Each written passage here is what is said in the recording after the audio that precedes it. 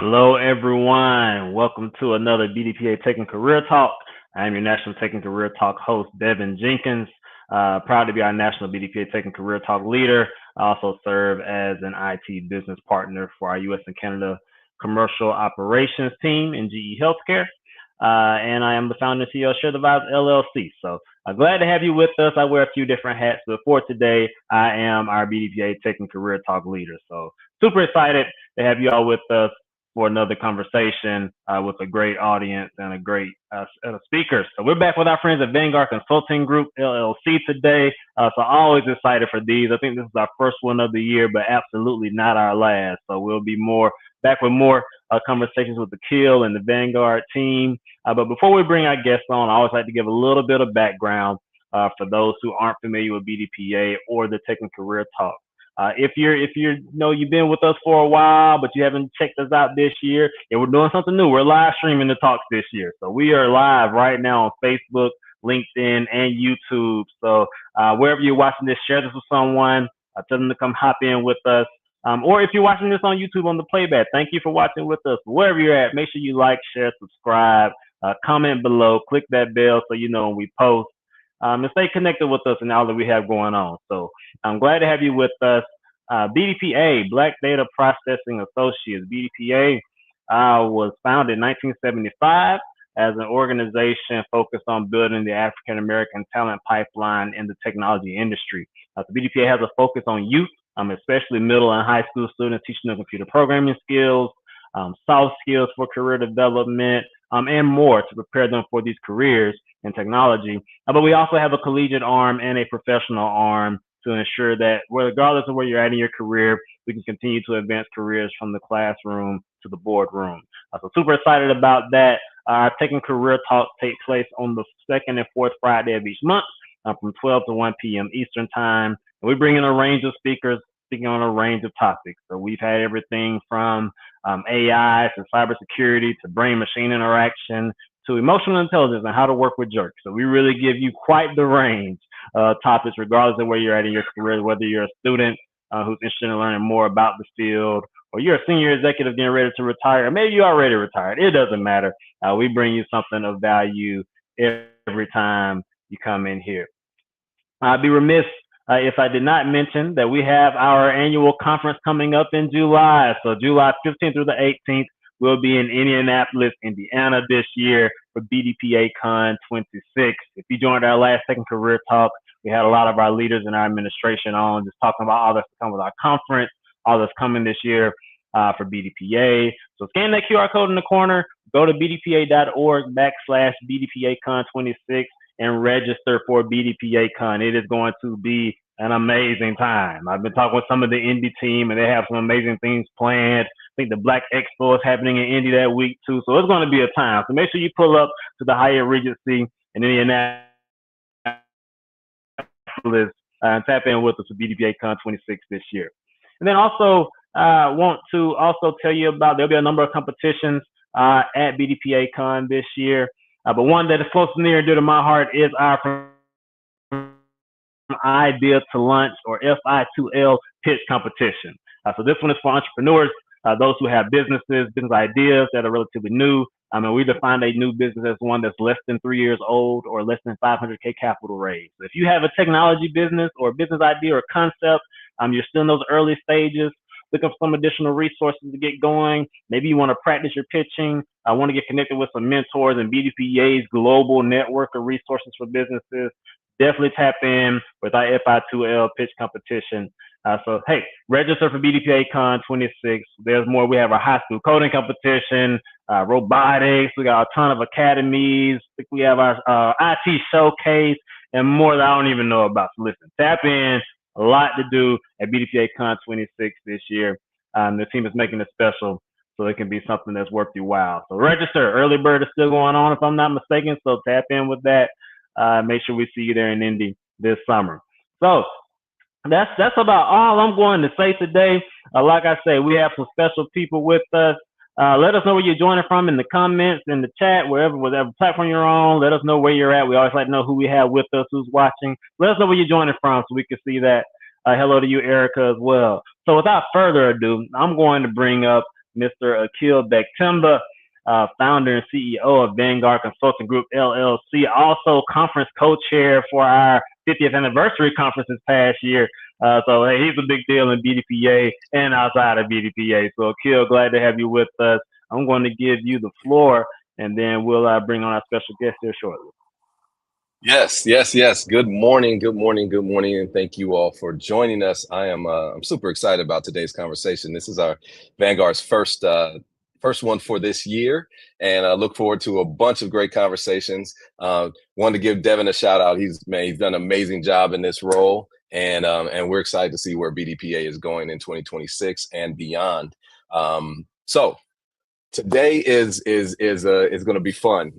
We have a super cool guest, in depth, just amazing person, and I'm going to kind of start us out with a little bit of a quote before I bring her on. There's a difference between having a story and knowing how to turn that story into something that connects, converts, and creates real impact. Too many people have purpose but no structure, vision but no strategy, voice but no system to amplify it. Today's guest, my friend, lives at that intersection. Her name is Shantelle Brumfield, also known as S. Ladybug. Come on, Shantelle. How are you doing today? Good morning. I'm doing wonderful. Good morning. There you are. Conversation. So yes, I am too. And we're coast to coast here, right? I'm on the East Coast. You got up early and got ready for us on the West Coast. And just give us a little introduction about yourself and who you are and you know how we're connected and what we're doing here today. So quickly about myself, I would say the thing that I like to tell when people aren't watching is that I'm a little Black girl from a small city in the Bay Area who's always dreamed big. And, you know, I've always known that I was always built for much more. So when looking at me, one of my favorite words is dope. And for me, that means I'm determined, optimistic, passionate, energized. I'm making my dreams a reality, and really there's nothing for anybody else to do about it except support me or get out of my way. That's right. So because there's so many of us who are also from little small towns around the country, I'd be remiss if you didn't actually shout out that little small town. So so tell us where what town that is. From a small little itty bitty city in the Bay called Vallejo, California, that has been for many reasons now. We have E40, CT Sabathia, me. I mean, I'm right there. That's right. And for those who don't know, I'm also from the Bay and went to high school in Vallejo, so very entrenched, and then it has some roots and foundation there. So I had to have her shout out the V. And for those all who don't know, now you know. Anyway, let's get into the conversation, man. I'm so glad that you're here. Thank you for joining us this morning. BDPA is an amazing platform to really talk about what we are doing in the tech world and just in the business space and in the Black space. And so so I know we're going to talk a little bit about story to brand and your company and all these things. And you started us out, but what was the moment you realized you needed structure yourself, right? And what was that when your passion, it became more than just passion, and you were like, okay, I have this passion, I have this talent, I have all of these things that are me, utilizing your acronym and DOPE. What was that moment, and how did it transition into where we are now? Well, I think I got to go back for a second and just say how important dreams are, right? Where people will tell you quite often to go follow your dreams, but they don't tell you must believe them first. And in believing them also goes beyond when things don't work out or when life gets hard, because life will get hard. And so I would say that me pushing and not being afraid to dream big and go for it, it's testament of why I left California and went to Howard University. But the things that I carry have been really at the core has been family, faith, and future.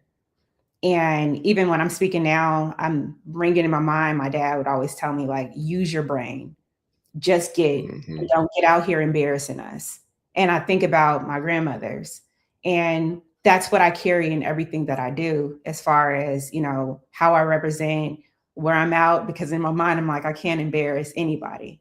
But the part that most people don't get to see, you can see part of the story on LinkedIn when you're like, oh, she went to Howard, you know, she worked as an NIH scientist. I also worked in Hollywood, but those are two careers that I walked away from just 13 years ago to become a caregiver full-time for my father and my grandmother. And in that process, I decided I was going to start a nonprofit in the middle of it. No real training outside of, you know, I was a scientist and then I worked in the music industry, two very, very separate, degrees and careers.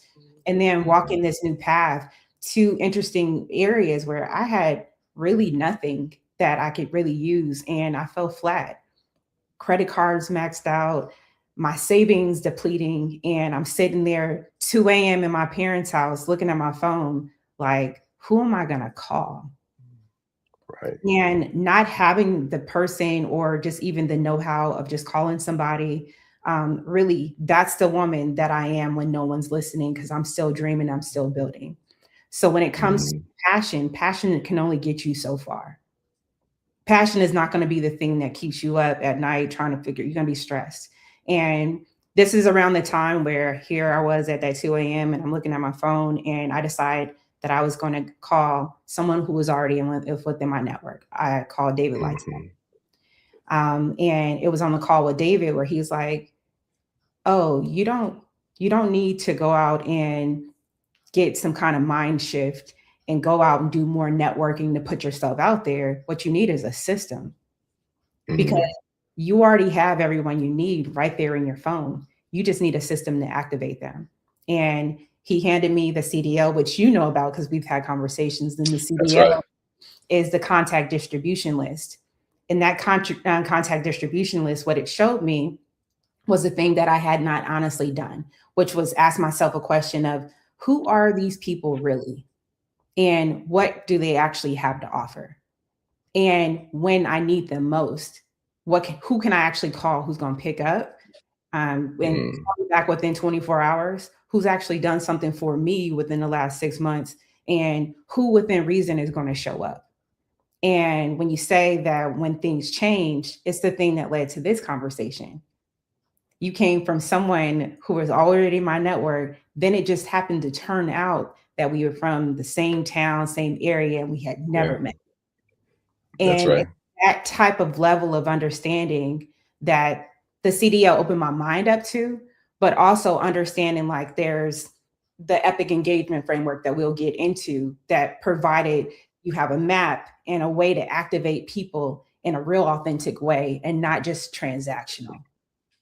I think the authenticity is I'm glad you made that comment, and I'm sorry to interrupt, but I just want folks to really kind of grab onto that, because I think the intention and the authenticity are the two things that that really connected me to you and connected me to the mission and what you're talking about. And I know we're going to get further into that, but I think that when you're on that that 2 a.m., that 3 a.m. and looking at your phone and figuring out what the next move is, how do you navigate the next steps and who is going to be part of that journey, you're really digging into who's the most authentic, right? And who is the most intentional, not only about you, but in connection to you and their own mission. So I think one of the things that I definitely want people to understand about this and how cool it is to connect with you is that you care about my mission as much as I care about your mission. And so when that kind of combination and merging happens, then it grows into this amazing thing. And so tell us a little bit about what is Story2 brand and what problem does it solve at its core? I think you were heading in that direction, but I just wanted to make a point about being authentic, and I think that's so important. Absolutely, and I love this conversation because not often I tried in most of my conversations try to tell how important it is that I'm not doing the work that I'm doing today because I'm just trying to sell somebody something. I lived it. Right. Yeah. Lived it. You know, when I was at my most financial, crucial, devastating collapse, I had phone numbers and contacts in the phone while I was watching everything crumble. And it was having a tool and a system, the CDL and Epic Engagement Framework, that within 90 days, I raised $30,000 and was able to launch international programs in 6 countries, really from the comfort of my parents' home. And that was when, you know, again, life does get hard. In the midst of being a caregiver, I'm watching 2 people I love most fight for their lives in the midst of all of this. And so when you ask the question about story to brand, I would say it like this, that story to brand is a holding company that's really designed and aimed at being your big brother in your professional career. It's the one you never had. It's the person like David Lytle, who came in and after 10 years of being in the space of working with over 600 companies, have watched over and over the same individuals with incredible ideas, with major skill sets cross each other like this because there was no framework or infrastructure to get them to connect it and to do more together. And when you ask about what the problem is, it's the narrative of isolation and the fear of looking bad in public. Those 2 things together, where you feel like I have this narrative that I need to do this by myself and win so everybody else can see. And I'm not going to put it out there until it's perfect. I don't want anybody out here telling me how ugly my baby is. I need this baby to look the best that she can before we put it out. And that's the thing that is constantly in our space, because for us, we're helping people who really could help and have people around who can help, but for not having a system to accessing it, it's no surprise the things that we end up facing in life and in business, right? Where we're trying to figure out all of these people. You take me, I went to Howard, I have a huge network. I worked at NIH. My boss was Dr. Fauci. I worked in Hollywood with major celebrities and stars every day. And here I am sitting with my phone. And when I went and did my personal connections, not influencers, people that I love online that we all like try to take and repost and have clip and all of these different things that we can, latch onto. But the real people in my life, I narrowed it down to about 247 people.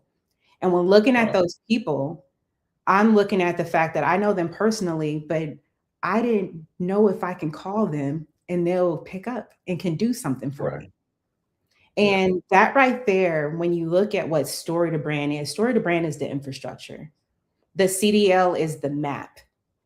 The Epic Engagement Framework is how to activate that mapped network. And ultimately, BIOS, which has been created, is the community of people who are in the same place, who are building the same thing. So it's not a networking group, it's an economic operating system that when put together, what we're kind of like, leveraging is the IP we carry from all these different jobs we've had, all these different things that we can learn, whether it be on the job or in isolation because we didn't want to look crazy when we actually put it out. That now is useful when we put it in a space with people we already know, like, and trust, and we should be doing business with. It's not the title, it's not the credential. It's when life gets hard and you hit a critical moment, how are you going to bounce back? You do so with your network and activating the people you already know, like, and trust. And I think that, the cool thing is that it's bouncing forward too, right? Is, you talk about where we're going and what we're trying to, not trying, but what we are accomplishing in everything I do and we do. It's about bouncing forward and finding the next move and who you're going to make that move with. I love that. And the thing is that, in all of the, whether you're in nonprofit, whether you're in for-profit, when you're in different organizations, it's the story of that organization, the story of your own personal journey and your own personal experience that really resonate with people, right? Like that helps you for people to see what your passion is, what your mission is.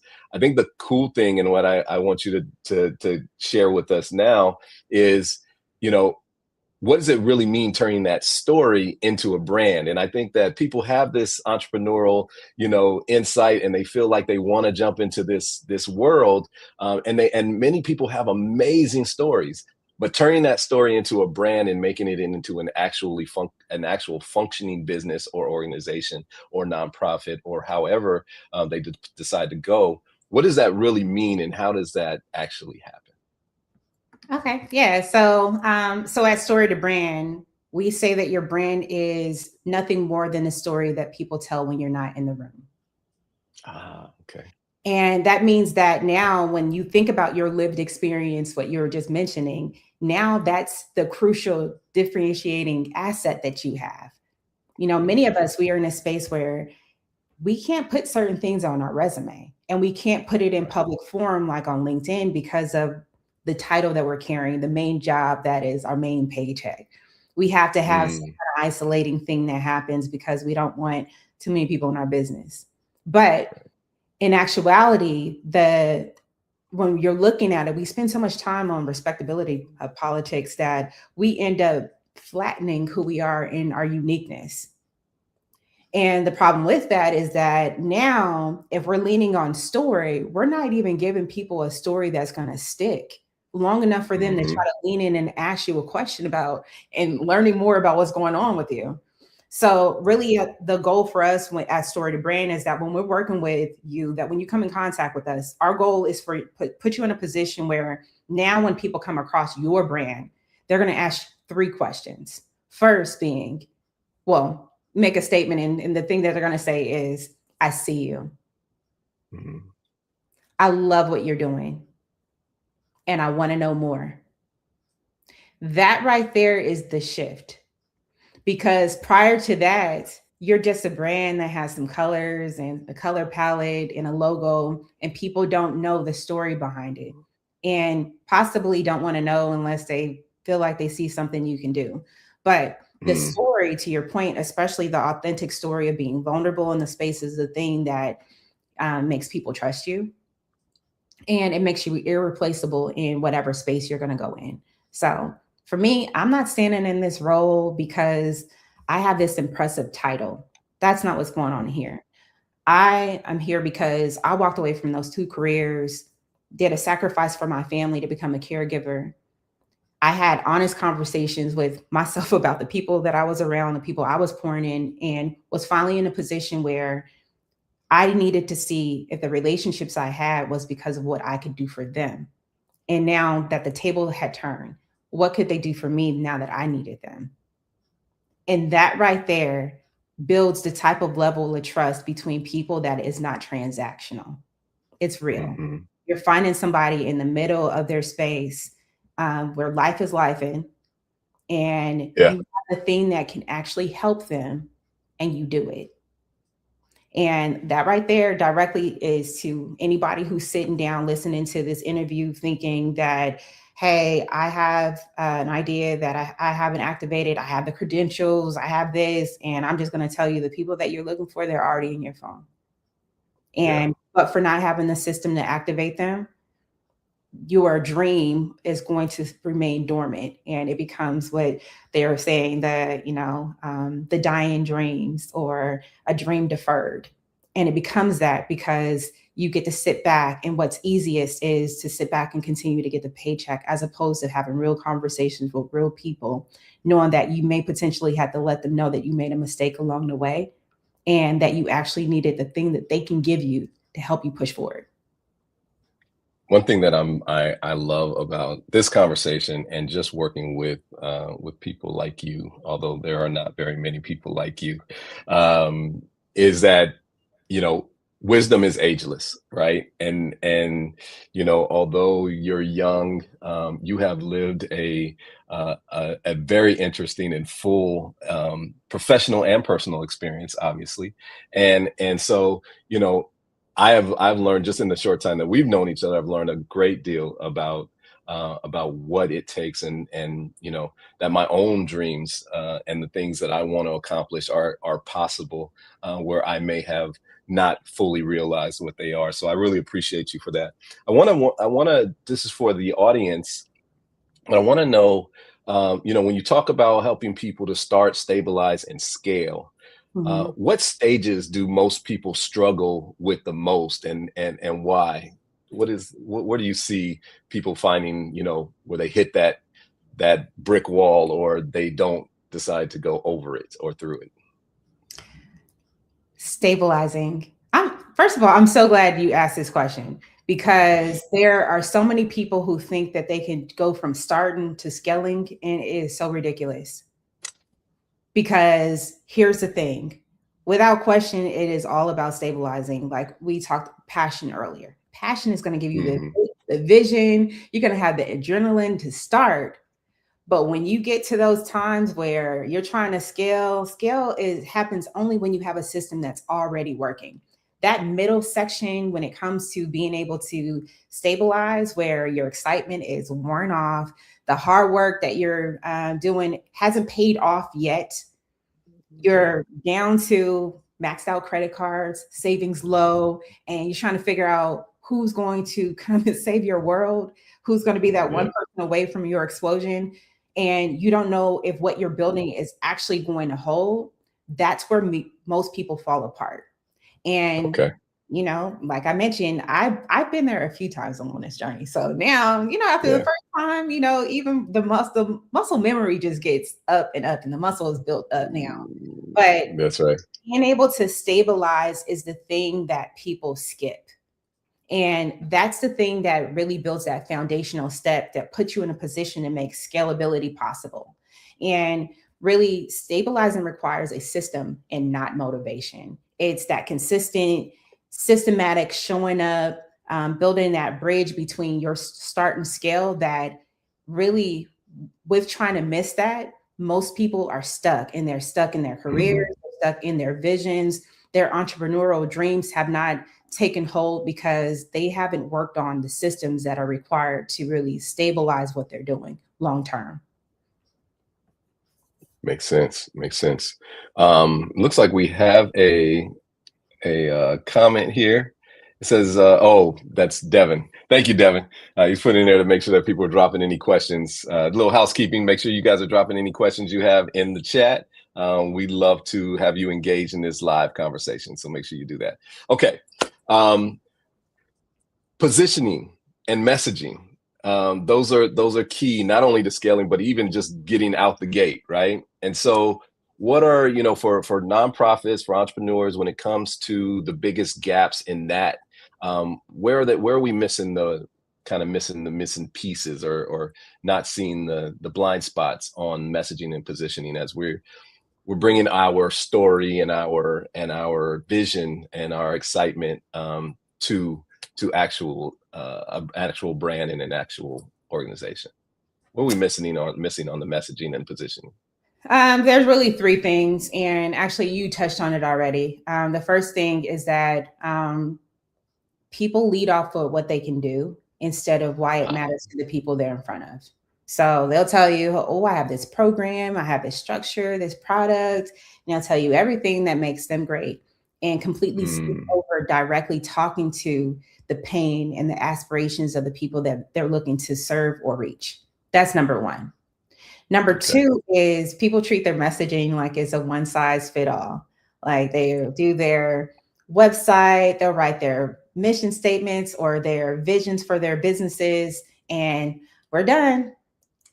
You don't do it anymore. And the thing about it is that language, especially now when looking at this being a tech savvy, tech focused, AI driven world that we're in, that's highly integrated on the ability to be able to get in front of people, taking that time and actually understanding that language is a living thing.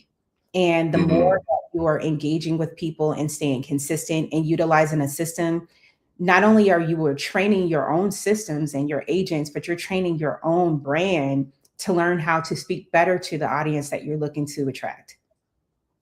Third, and this is especially true for really our audience and really looking for underserved communities. And we have this trickery that we do, that we believe that we must underestimate our networks. We have economic power, that we get to see in numbers all the time. We get to see the spending dollar being in the 1.2 trillions. We get to see that it's because of our ability to come together and, you know, forge this unified messaging that moves mountains. But for whatever reason, we think that we must go chase new audiences and build new alignments with supporters that aren't even in our network. They're not even in our context, and completely forget about the fact that we have phones full of our people who already support us. They trusted us enough so we can have their number. We have access to their life, and we skip right over them thinking that, oh, this schizophrenic positioning must happen, that now, oh my God, we need to go over here and get to these people because this is happening for this brand over here. And what ends up happening is, as opposed to situating ourselves in a position to just connect with people, we're trying to convince them and ultimately end up begging for their attention when we have not even established a connection in the first place. That's a great point. And I think, you know, I have done that myself in certain cases. Luckily, I have had, you know, the opportunity and been blessed to have an amazing network who really has been part of keeping my business and helping my business grow over the last few years, and really leveraging that those people that I know well. But we do find ourselves forgetting the power within in that network, and circling back and making sure that we are pushing those agendas forward.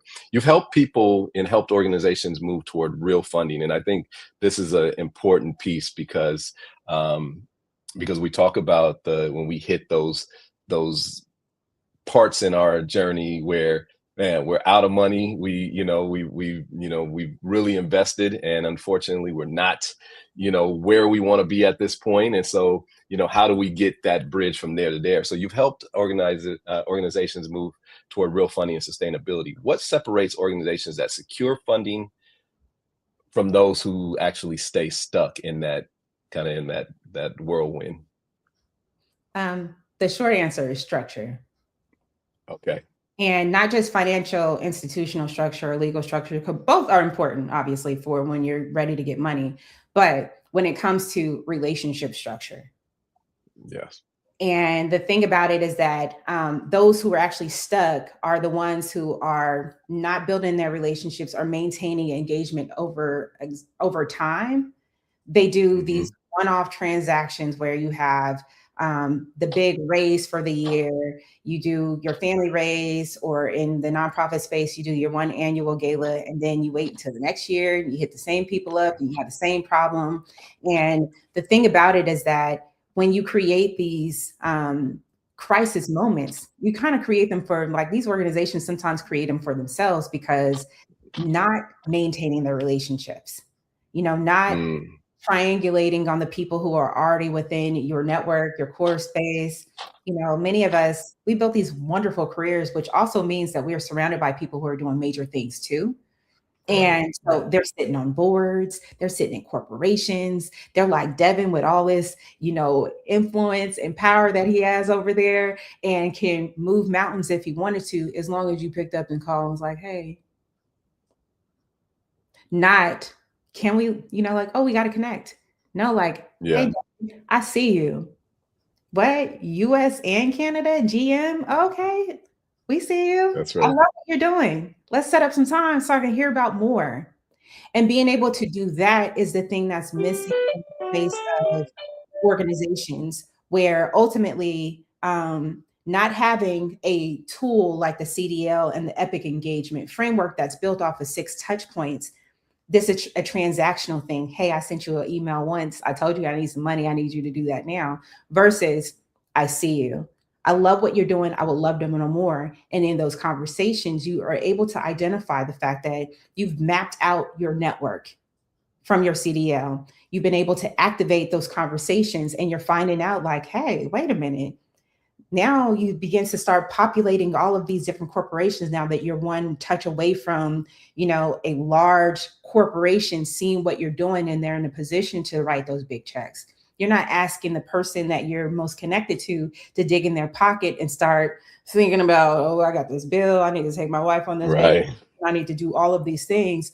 but you're able to take something that is powerful because you're doing great work in the space. You can make a economic impact where you're giving this corporation a return on impact for the investment they're making into your organization. So now the two of you can come in and celebrate about the great work that you're able to do because they have the money, you have the time and the energy, and together you make an impact.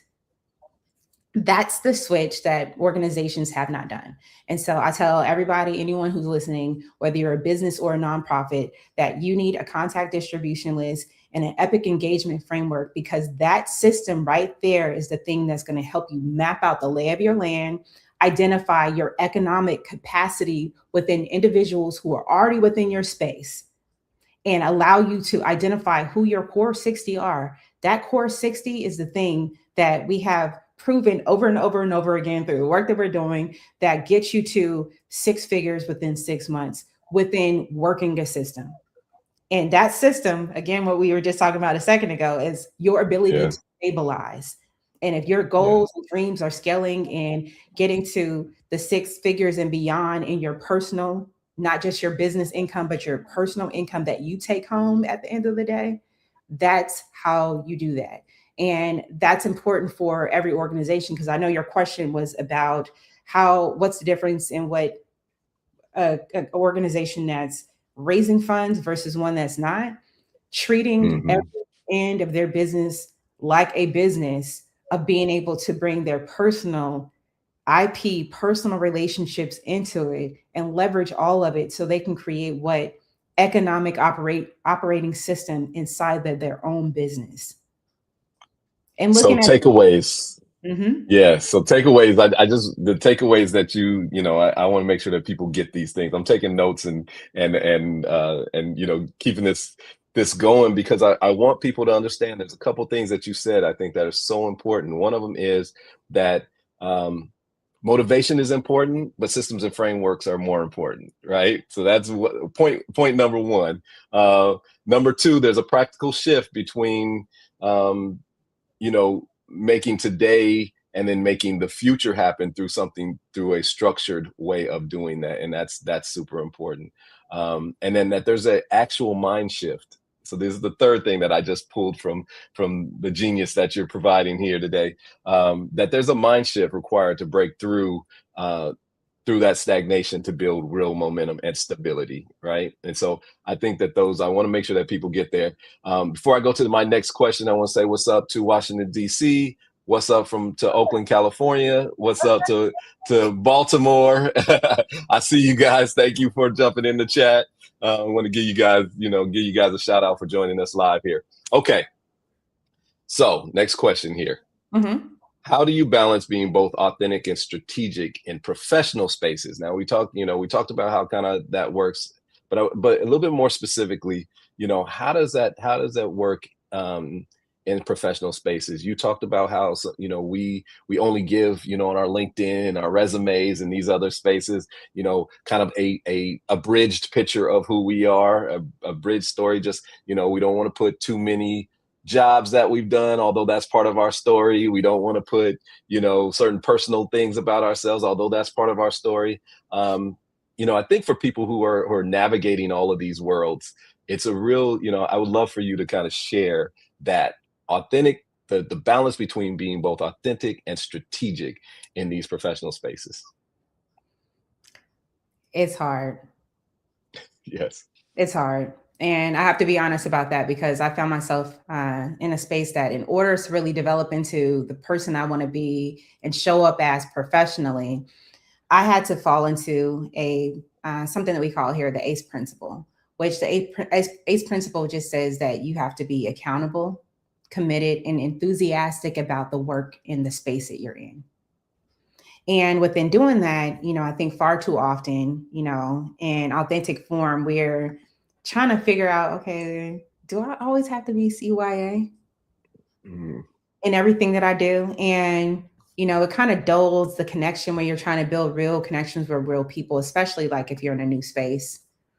And, if we miss out on this kind of progressive conversations and we're not fully committed to the goal or the team that we're in, now we become the Debbie Downer. right? And really nobody wants to be in a space where a person is just always negative. And so, you know, for me, I just keep in mind that when I'm showing up, you know, I am Black Girl Magic. I realize that. However, I don't have to be Superwoman. I'm just cool being that style Ladybug. That's it for me. And being comfortable to be that and be in that space, it took work to do that, because for understanding what spaces you're in, you never know who you're coming across and how you're being judged, especially when you don't know someone. And when you carry this extra level of concern from one company to the next, one group to the next, it can be kind of defeating. And so the ACE principle of being accountable for what you're doing, you say what you're going to do, you're committed to the work, we're not letting your team members down. And ultimately you become enthusiastic, you don't have attitude. You know, that's the thing that makes you irreplaceable in spaces and unforgettable for people who want to call you like, hey, I know we worked on this other project together, but I want to bring you in on this. And that's been the key for me. Yeah, that's you know, that repeat connection, right? We make a lot of first time and only time connections, and I think, you know, the message there is, you know, it is coming across in a way where people feel you, they see you, they feel you, and you know, and it's memorable enough connection that, you know, they want to do more with you. And I think, you know, we have to really, I want folks to really let that resonate and let that set in, because that's how you scale business also, right? It's not all new customers, it's not all new clients, it's not all new relationships. It's the repeat relationships and the continued relationships and the growing relationships that actually make it work. And your work isn't just about business, right? It's about empowerment. And you started talking about that. I love the Black Girl Magic, obviously, because that is you and what you project. That's probably come from Vallejo, I'll say, and also from Howard and everywhere else you've been. So there's a good foundation there on that. So it's about empowerment and impact. But what does the word, let's just say, what does the word impact really mean to you? So impact means for me that really life has structurally been made different because of the encounter of work. So not inspiration. Oh, I've been inspired by this. This is amazing. Right. But literally looking at what has been different and what is holding on to change, actual change in the space. So like, for instance, before the CDL, I, again, Howard degree, as you mentioned, NIH career, Hollywood connections, and I was sitting there broken, exhausted. None of that was helping me when I needed it most, and most in a way that was going to help me build up this nonprofit. And so I had this enormous potential, but then on this other side, my actual impact that I wanted to hit it was zero in my eyes. And it was because I had no system. But really, when looking at, this is a great example. So here recently, so last year I celebrated 20 years from Howard University, and I sat on the reunion committee, and we wanted to do something bigger. And I knew that I wanted to bring something to the table that really put our class out there in a way of just understanding, like, these are really hard times.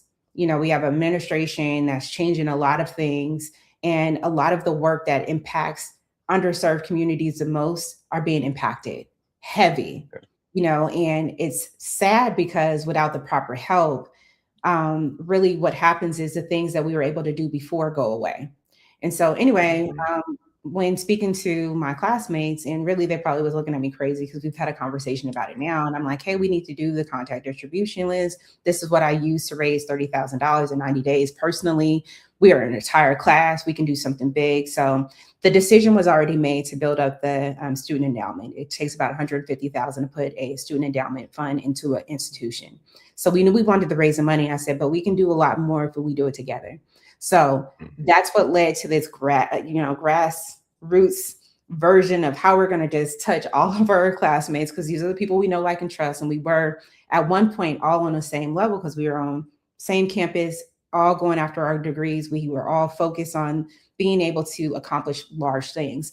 And here it was, we were ultimately able to raise $300,000 and give the endowment the money, but also what we were doing is helping the future Howard alumni students who are coming through, who shouldn't have to worry about, you know, a $12,000 balance before they can actually register for their next classes for their next year. And most of all of that is really leaning on, like, when you're making an impact, that means things change. I have classmates who are students at Howard right now who are freshmen and sophomore. And as a family, they're struggling at home to raise their current kids and pay tuitions, pay for all their sports. And then also looking at their kid that they're like, hey, I put all of this support in you and I told you go get your education and be great in the world. And mommy can't help you right now. So as a class, taking that, you know, the concept is legacy in motion. And legacy in motion was built on the compass of a CDL. And so now for me, it was important because this is work that I was able to do outside of my business, but I took the same system that we use inside the business every day and showed my entire class that this is possible. And now with that, all of the other classes are inspired by our grassroots approach as alumni in our class to put money up and everyone's like doing the same. And it feels good, but the impact is even greater because it wasn't about feeling good about the work. We're watching mindsets change and understand, like, hey, this is actually something that we need to do by evidence-based and real change. Yeah.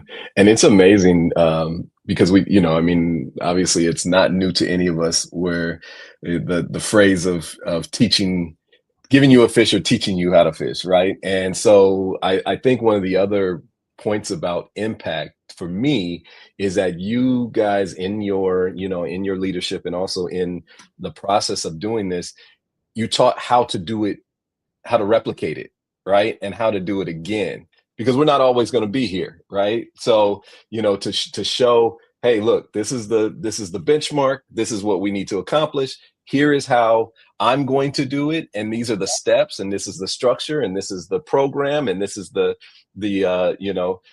technology that's behind it, and this is how you do it. So that's the gift as much as the 300,000 or however much, you know, you guys were successful at raising. The gift is, look, this is how you do this so that you can do it again and again and again and do it in other spaces. So I applaud you guys for doing that.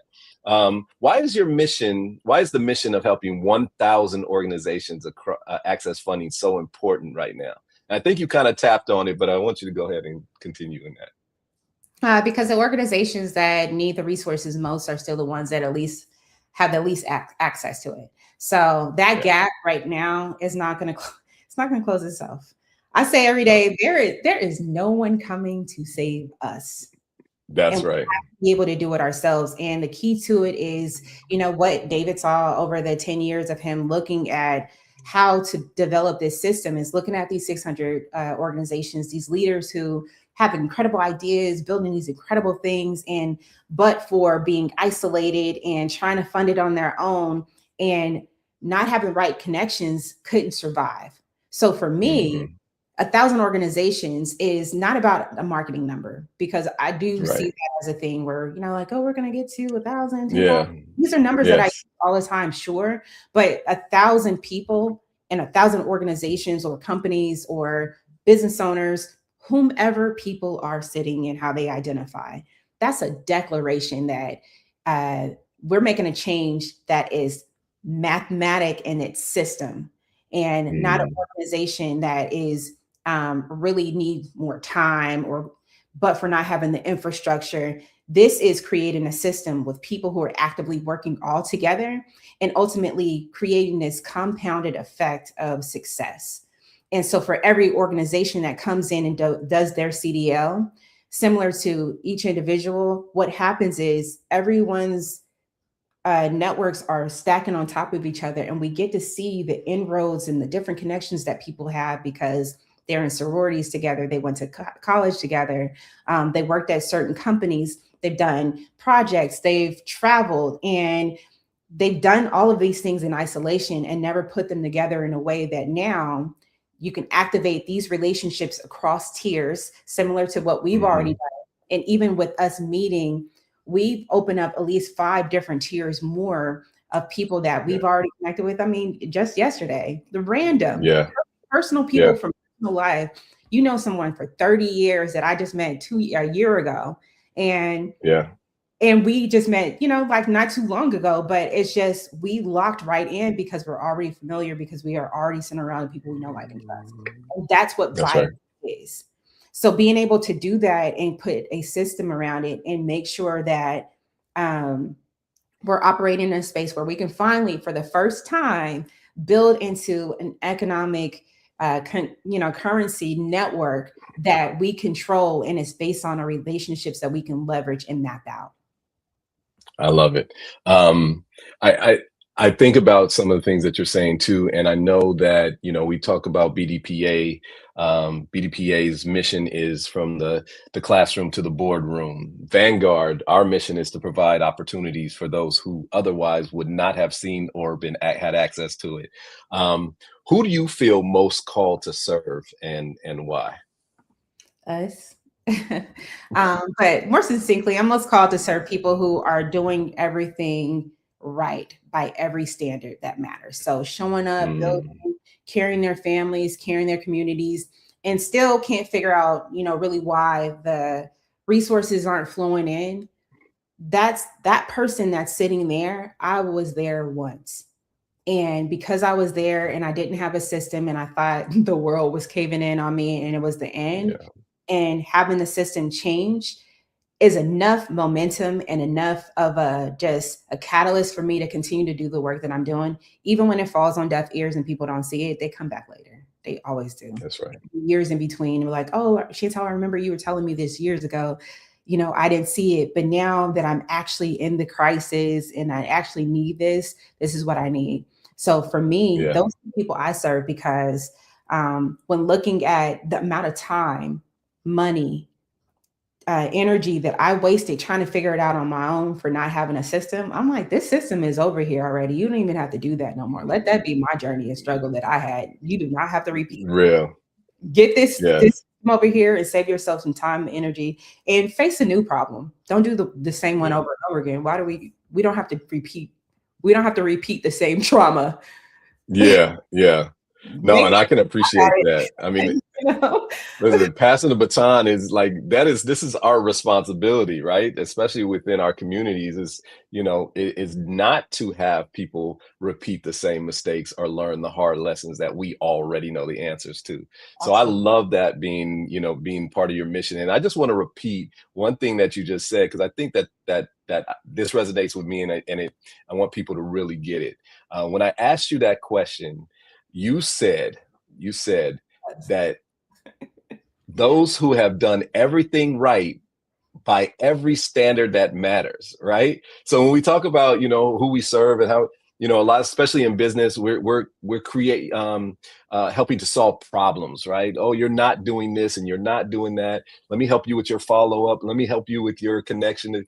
There are people out here that are really doing a really great job by every measure that we know, but just aren't making it, you know, getting that opportunity or being positioned into that space that's going to rocket ship, right? That's going to get them to exactly where they should be. And so I want, you know, folks to know that it's, you know, connecting with you and connecting with Story to Brand really means, hey, we recognize, you say, I see you all the time, right? So we recognize what you're doing and what you're doing right, and that you're doing everything right, but you need this extra piece. You got this one piece of the puzzle that is not happening, and it is the system. It is, you know, BIOS, and it is all of these pieces that you guys are bringing to the table that will help you get there, which I think is something that I want to make sure people are really getting here. Absolutely. Before we're getting kind of to the next question, but also I'm looking at the time, and I know that we're going to be closing up soon, but just a little diversion from the conversation. I didn't ask you before at the beginning, where did Ladybug come from? So growing up, there were a few women in the community that were my grandmother's friends who would, the nickname Ladybug just always kind of resonated. It was a few of them, but that's the one that, was kind of meaningful to me. And freshman year at Howard, I studied abroad. I went to Oaxaca, Mexico. And the family that I lived with, it was like a mission style, Mexican home. And when I walked in the room, it was like infested with ladybugs. It was like a brand new room, but like they had a little ceiling vent inside the bathroom for the shower, and the ladybugs just came in, and they were all over the room. And when they opened the room, they kind of eventually flew out. But my host mother, she was explaining to me that in Mexican culture that ladybugs are important, and you'll see them on artwork all over the place. You'll see them on lilies. Yes. And she said that ladybugs bring luck. And that having me in her house, she knew that her life was going to now be lucky. And paired that with growing up and working in the garden with my grandmother and, the little white ladybugs or white butterflies that would fly, are actually there eating the collard greens and laying their larvae. And so my grandmother would put ladybugs into the garden and would always say, you need ladybugs in order for your garden to grow and flourish. And so I took Shantelle and just put S. and then Ladybug, and I just have carried it ever since. I love it. I love it. And that energy definitely comes from you. And I think it's cool. I'm also a huge Diggable Planet fan from those from my era. And Ladybug was, my favorites. So I love that you embraced that from young and you still carry it. A lot of us had nicknames and monikers when we were young, and we kind of shed them as we got older. I think that one should stick with you, and you should always have a little bit of Ladybug rocking with you. So I appreciate that. Before we close up, I want to ask, when people experience story to brand, what transformation should they walk away with? So number one thing is I want them to know that when they walk to us, they understand that they're not starting from zero, that the relationships they needed and to sustain their vision or whatever it may be in the community around them, it's already in their phone. And understanding that with a right system, it ends up being a way to really multiply and compound what they're doing. And so for us, just in clear and short, at Story Brand, we're about clarity, confidence, in your system that you have to activate the support around you. But that transformation right there is your ability to call out and just not only say, who but also come in and say, who in my core 60 can I call that can help me take this vision that I have to the next level? Or who in my core 60 can I call who's in a position to make sure I can get some funding that is going to take this even further than I have taken it myself. I'm stable, so let me get to my scaling point.